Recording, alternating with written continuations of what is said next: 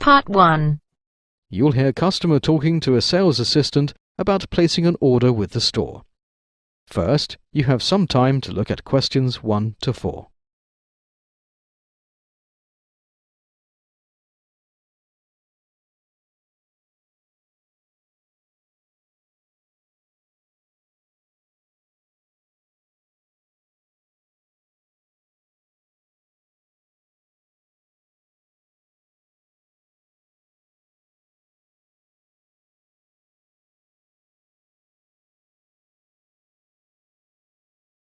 Listen carefully and answer questions 1 to 4.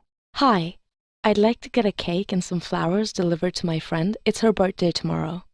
Sure, ma'am. I'll just take down your details. Yes, certainly. Can I have your complete name, please? It's Claire Monet.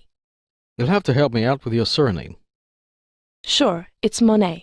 M for Monaco, O for Oscar, N for Naughty, E for England, and T for Tesla. Thank you for spelling out your name for me. Can you please help me with your address?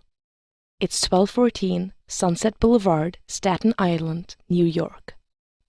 And your zip code, please. 10312. That's 10213.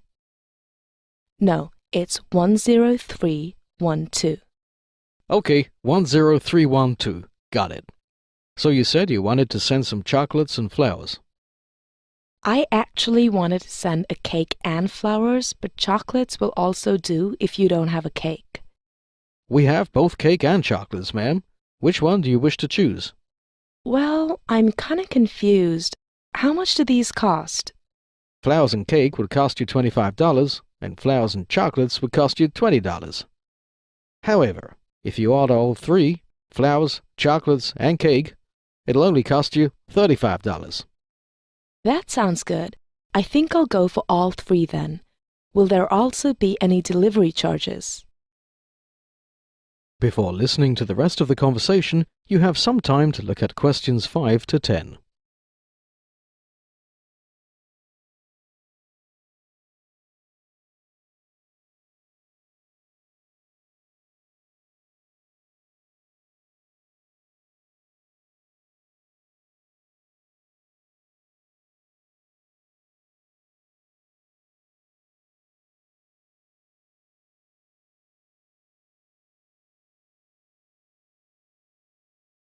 Now listen and answer questions 5 to 10.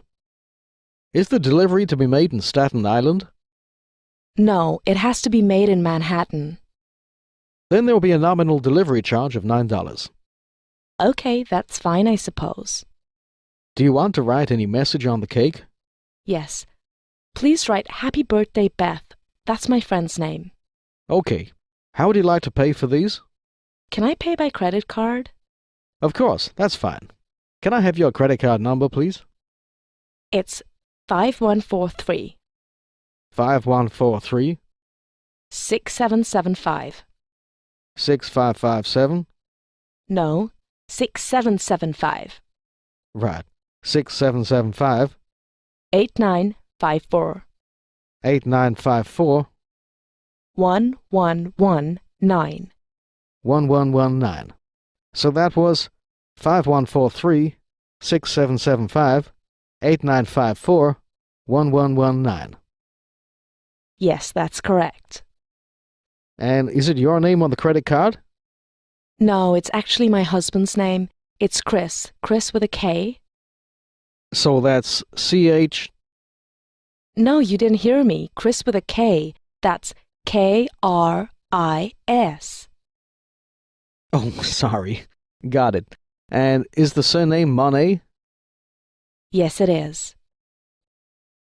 Finally, can I have your phone number, please? It's 9875463221. That's 978. No, it's 9875463221. Yes, got it. Are there any special instructions for the order? It would be great if you could get these delivered between 3 and 5 p.m. tomorrow since Beth won't be home then. I want her to get a surprise when she gets back home. Sure. I have made a note of your request. We'll deliver your order between 3 and 5 p.m. tomorrow. You'll get a message on your phone once your order has been delivered. Thank you so much. You're welcome. That is the end of part 1. You now have half a minute to check your answers.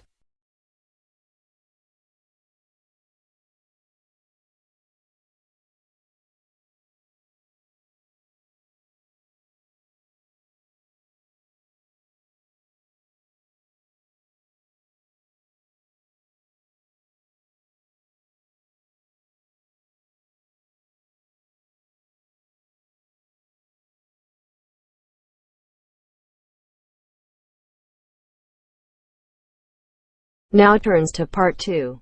Cut 2. You will hear an academic expert talk about how to select electives at a business school. First, you have time to look at questions 11 to 14.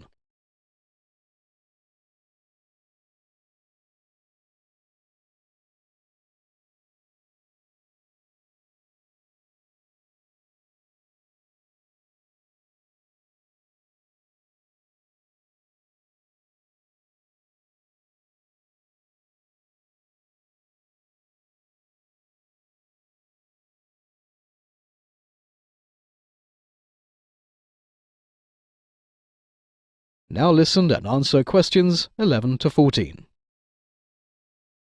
When promoting their elective courses, some MBA programs appear to subscribe to the belief that bigger is better.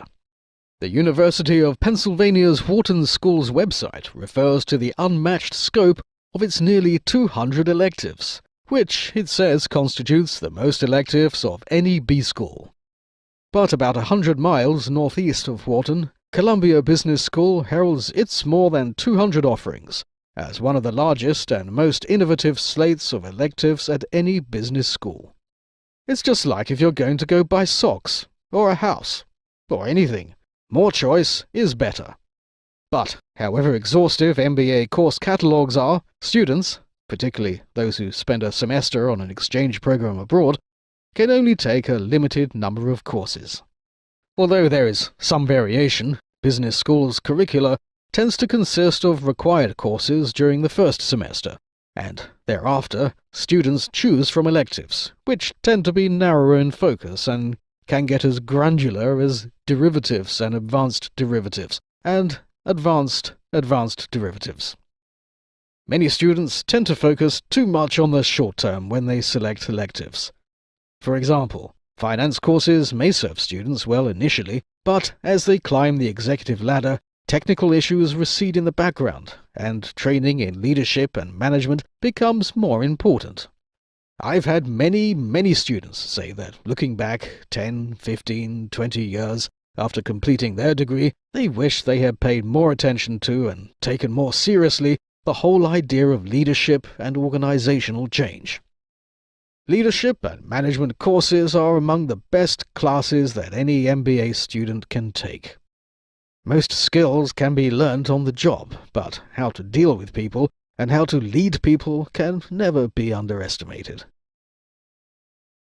Before listening to the rest of the conversation, you have some time to look at questions 15 to 20.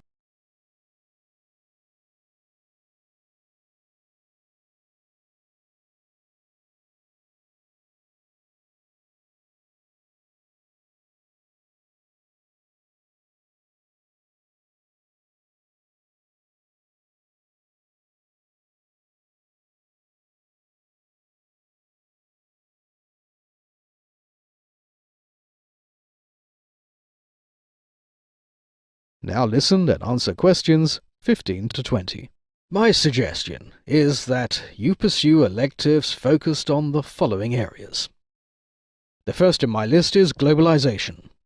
Because most US MBA programs still approach business education from a very US-centric point of view, I always encourage business students to take elective courses that expand their geographic scope. Those electives might include global management, global technology management, and international legal and regulatory compliance. Second is presentation skills. A course on presentation tips is so important that it should be a requirement for all MBA students. Students can benefit from learning these skills in the classroom, which is a lower risk environment than the business world, and where they can observe classmates and receive feedback. At number 3 comes ethics. Students would be wise to take courses in ethics. I fail to understand how so many top business programs can still be ambivalent about formally and aggressively addressing business ethics. Whereas companies used to subscribe to the old paradigm that all was well and good in business if shareholders were happy and no laws were broken. The new direction is about professionalizing business practices and considering more ethical ones. Fourth on my list is non-profit management. Even students who aren't necessarily considering non-profit management as a career choice can benefit from coursework in the area of fundraising and non-profit finance. Non-profit management training equips people to do as much, if not more, with less, which is a great skill to take into smaller companies or entrepreneurship. Budding entrepreneurs might also consider enrolling in an elective course like Founder's Dilemma at Harvard Business School. This course teaches everything about starting a company, from how to convince a significant other to support one's entrepreneurial ambitions, to how to decide whether to launch a solo venture or a larger company. Taxes and business strategy can also be an interesting choice of electives. Although these are not generally considered a must-take class, they can help aspiring entrepreneurs better understand things like tax write-offs. I hope this talk helps you in some way as you decide which electives to take up in the next term. The end of part 2. You now have half a minute to check your answers.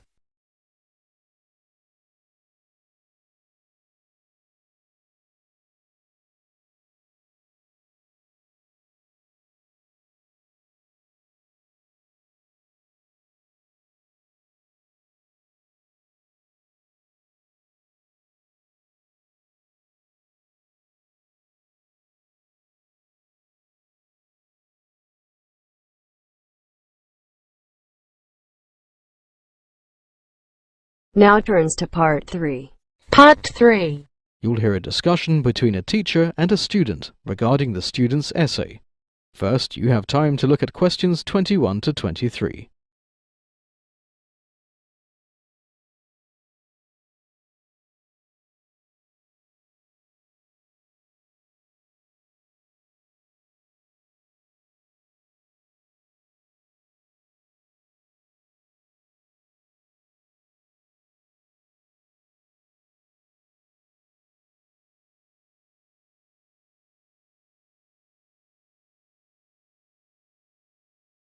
Now listen and answer questions 21 to 23. Hello, Dr. Winston. Hello, Nelson. Come inside. You're here to discuss your essay, right? Yes, sir. The one on poverty trends across the globe. Yes, poverty trends it was. What was the exact title once again? It was monitoring... Right, here it is, monitoring global poverty and finding the way forward. Yup, that's the one. So, have you provided the sources for all the data you have used? Yes, sir. You'll find those details on page 48 of the report.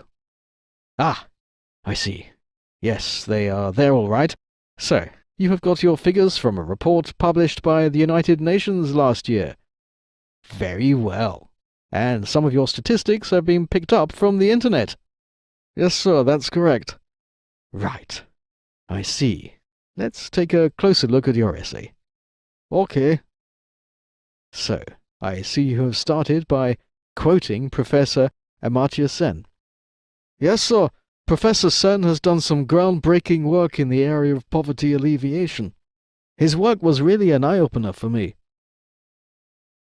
Before listening to the rest of the conversation, you have some time to look at questions 24 to 30.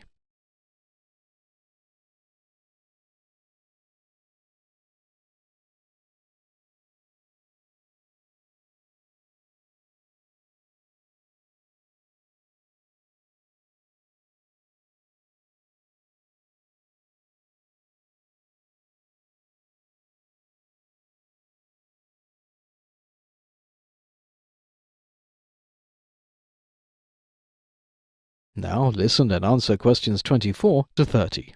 I'm sure it was. I also see that you have made a mention of Keynesian economics. Don't you think it would be better to describe a little more about Keynes here, so that the reader can get some context on who Keynes was? I did think of that, but then I assumed that everybody would know about Keynes. Everybody within the economics department would certainly know that. However, this essay is meant for mass circulation, and students from other departments may not be aware of who Keynes was. You are right. I'll add some background about Keynes to the report. Great. Now, let's move ahead. Right. So, in the first paragraph, you provide 3 reasons for global poverty. First, an insufficient number of suitable jobs. Second, widespread illiteracy, especially in the developing countries of the world. And third, corruption that prevents the poor from benefiting from a lot of the schemes launched specially for them. I could have also spoken about factors like disguised unemployment, but I figured that these 3 were the most important ones. Fair enough. You then go on to claim that there is a solution to this problem after all. You say that modern civilizations can make use of technology to eradicate poverty from across the world. Have you backed this claim with some research? Yes, sir, I have. I have provided 3 specific examples of countries that have been using technology for poverty eradication. I see one of those countries is Brazil. Yes, Brazil has taken tremendous strides in eradicating poverty in the last decade. I want to highlight it as a case study that other developing nations can replicate. Nice. Did you also mention the importance of political will in bringing about such reform? Yes, I did. In fact, the Brazilian president has made it his mission to eradicate poverty completely from Brazil, and his passion is trickling down to all levels of government bureaucracy, ensuring that the reforms and welfare schemes are being duly implemented. Perhaps you can give some examples of other countries as well, such as India, in which political will is playing an important role in bringing about poverty eradication. Sure, I'll look into it and make that change. While you're at it, you could also elaborate a little on terms such as absolute poverty and poverty line that the layman might not be aware of. Overall, I think you have written an excellent essay. Thank you, Professor. I appreciate you taking time out to review my essay. That is the end of part 3. You now have half a minute to check your answers.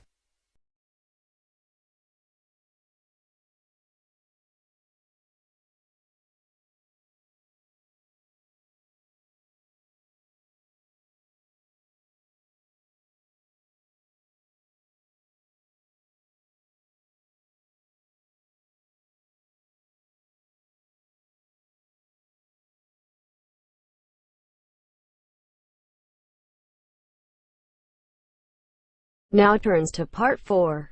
Part 4. You will hear a technology expert talk about control of the Internet. First, you have time to look at questions 31 to 40.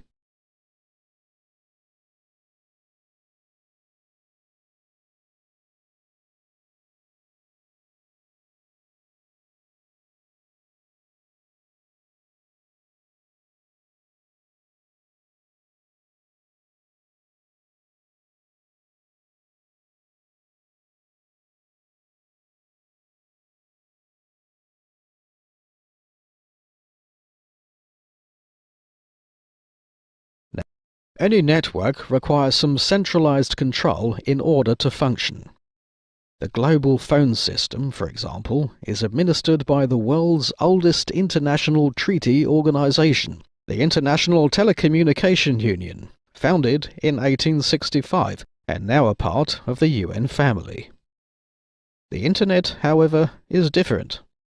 It is coordinated by a private sector non-profit organization called the Internet Corporation for Assigned Names and Numbers, also known as ICANN, which was set up by the United States in 1998 to take over the activities performed for 30 years.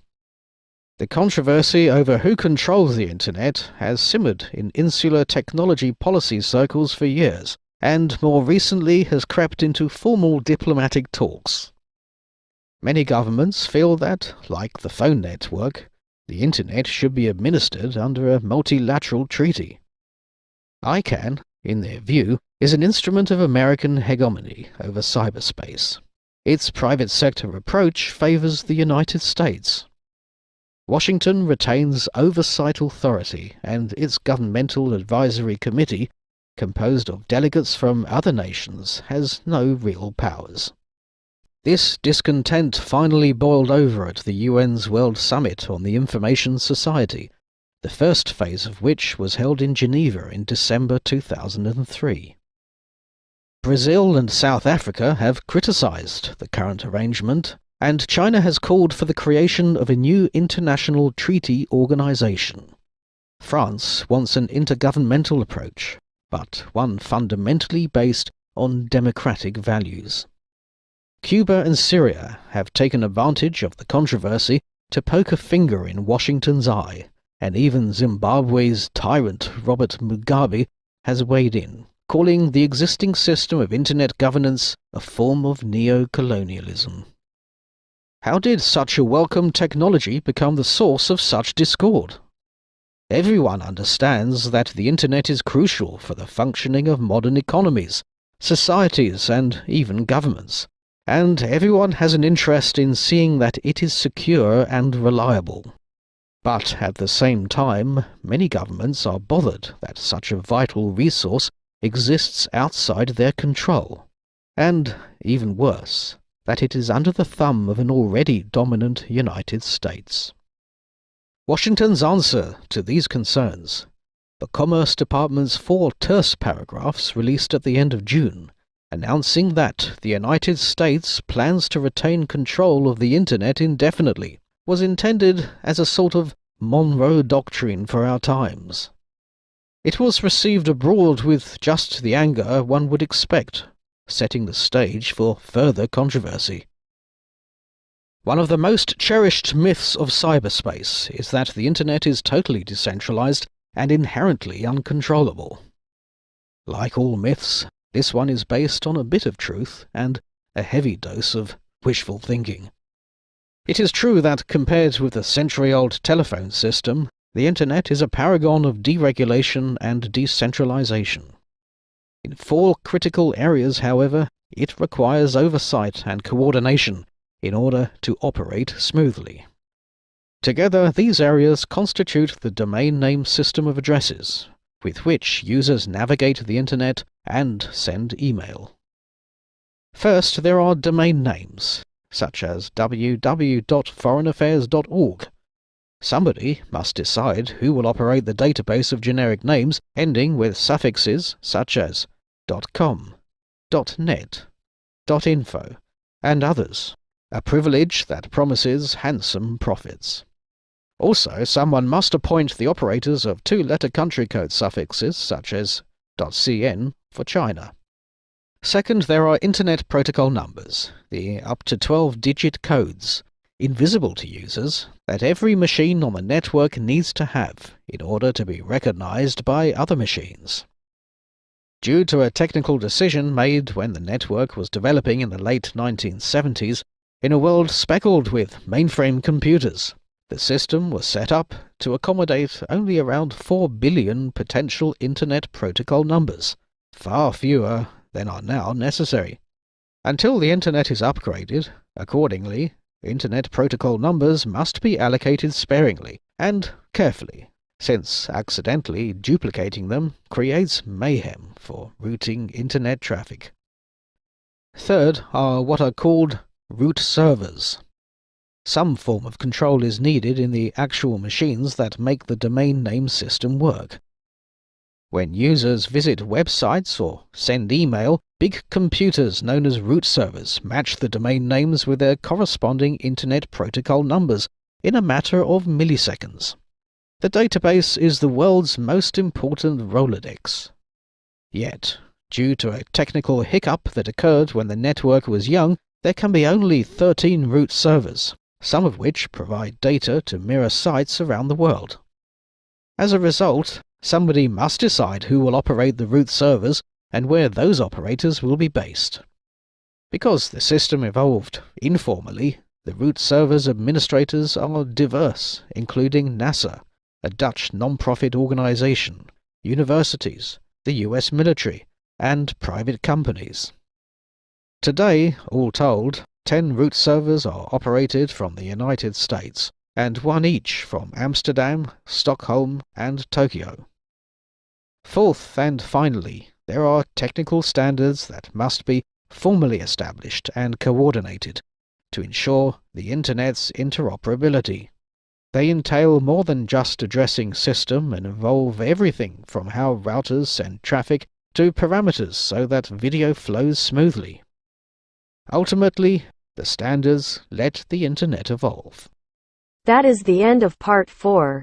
You now have half a minute to check your answers.